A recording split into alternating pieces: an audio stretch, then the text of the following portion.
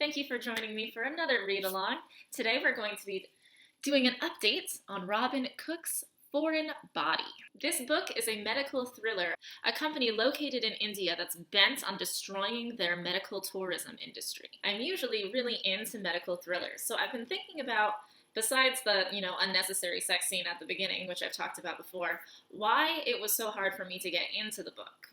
I think the reason is because of the characters. Some of the characters I feel like aren't fully developed characters. For example, the antagonists seem rather one-dimensional. They're smart, they're greedy, they have a certain job to do, and that's to decrease the number of American citizens that are traveling to India to get medical procedures done. A lot of the minions that they hire don't seem to have too much of an issue killing patients. The people in charge definitely don't see an issue with killing patients. So a part of me, on the one hand, thinks maybe they're not super believable, well-rounded characters, but then the other part of me is like, you're not necessarily supposed to always get a whole backstory for all of the antagonists. Like, this isn't a book where you're supposed to delve into their lives. This is a book where you're supposed to try to bring them down.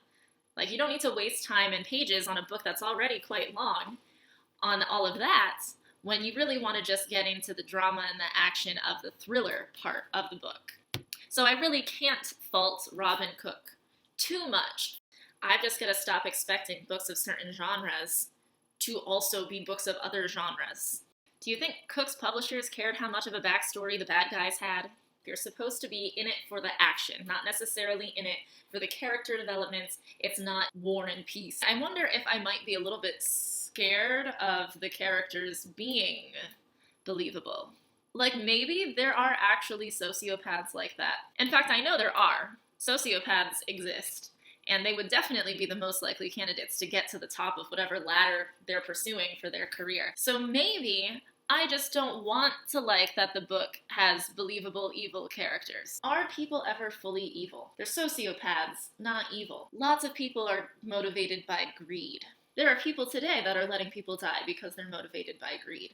This actually reminds me of another story I'm currently reading called The Vaccine Race on my Kindle. Check out that playlist to hear more about that. There are definitely cases where some of the scientists in this book are, whether they realize it or not, motivated by their own potential for fame and fortune developing these vaccines, and not necessarily always motivated by the good of society. For example, in The Vaccine Race, which is based on true stories, by the way, this is scientific, historical nonfiction. One of the scientists was very much for the safety of vaccines made with monkey cells, until his idea got shot down. Now, all of a sudden, he's all about making vaccines with human cells and saying that the monkey cells aren't safe anymore. There was this ongoing competition between this particular scientist and two other vaccine scientists, so he really just wanted to win the competition.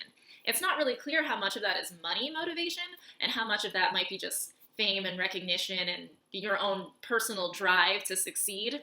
But there was definitely an aspect where he was like, yeah, it's safe until it doesn't work for me anymore.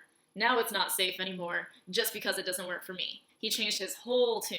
Is it possible that there could be either businessmen, medical professionals, politicians, scientists, people who are at the top of their fields, who might indeed be as seemingly one-dimensional and sociopathic as these characters? I suppose so.